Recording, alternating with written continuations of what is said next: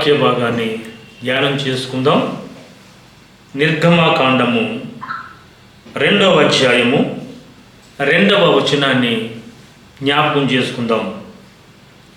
ఆ స్త్రీ గర్భవతి అయి కుమారుని కని వాడు సుందరుడై ఉండుట చూచి 3 నెలలు వానిని దాచెను. ఇక్కడ మనకి కనబడుతున్నటువంటి ఆ స్త్రీ ఎవరో తెలుసా? మోషే యొక్క తల్లి.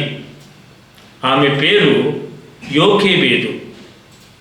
మోషే తల్లి కుమారుణ్ణి అనగా మోషేను భయంకరమైనటువంటి కష్టదినాలలో కనడం జరిగింది.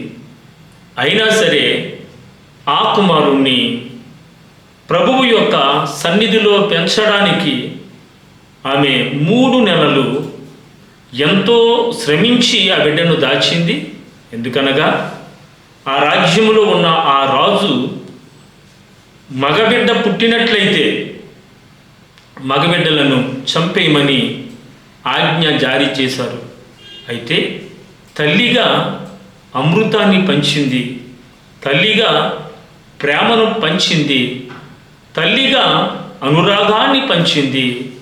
అంటే మరణమైపోతున్నాను అని తెలుసు కూడా ఆ మగబిడ్డ పుట్టినప్పుడు ప్రాణములకు తెగించింది. ఈ వాక్యం వింటున్న దేవుని బిడ్డలారా, మీ పిల్లలకు మీరేం పంచుతూ ఉన్నారు? తల్లి ప్రేమలో కల్మషం ఉండకూడదు, తల్లి ప్రేమలో ద్వేషం ఉండకూడదు, తల్లి ప్రేమ అనురాగరహితమై ఉండాలి.